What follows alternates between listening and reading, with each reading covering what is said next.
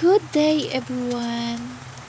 Dahil nga maulan ang panahon, kaya naisipan kong magluto ng saging. At dahil kapag ganito ang panahon na umuulan, ay masarap ang kumain ng kumain. Kaya naman ang naisipan kong lutuin ay saging dahil ito lamang ang available dito sa aming bahay.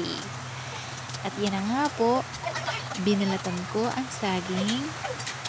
Ang gagawin kong luto ay ang mala french fries. Ang lasa. Yan, hindi na po tayo gagamit pa ng asukal. Kung hindi, ang gagamitin lang po natin dito ay ang asin. Yan. Binalatan ko lamang po ang saging at hiniwa-hiwa ito. At alam niyo po ba na napakasarap ng ganitong lasa, lalo na't sasabayan mo ng kape? Yun, ganun po. Yummy! Hiniwa-hiwa ko na nga po ang saging. At pagkatapos ko po niyang hiwa-hiwain, ay aking pong huhugasan.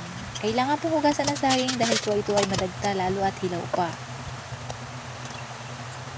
Yan. At syempre po, ay para kumapit din ang lasa ng ilalagay mo. Asin at magic sarap. Dalawang hugas ko po yan para talagang siguradong tanggal na tanggal ang dagta ng saging. Yan, binudbudan ng kaunting asin at budbud ng kaunting magic sarap. At syempre, sinala ko na ito sa tungko natin. Napakaganda. Wow! Maganda ba talaga? Maganda po talaga yan. Yan. At kapag nag-golden brown na po yan, ay pwede nang hanguin. Alam niyo po ba na masarap din po itong sabayan ng mainit na kape? Yun. Perfect match. Parang kami. Char! Yan, ganyan po pwede na po hanguin yan.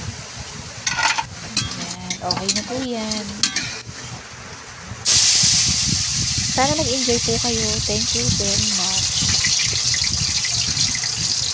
Kung natikman nyo na po itong ganitong luto ay comment naman po kayo kung masarap naman siya. Dahil ako ay masarap po talaga yan. Bye bye. Thank you for watching.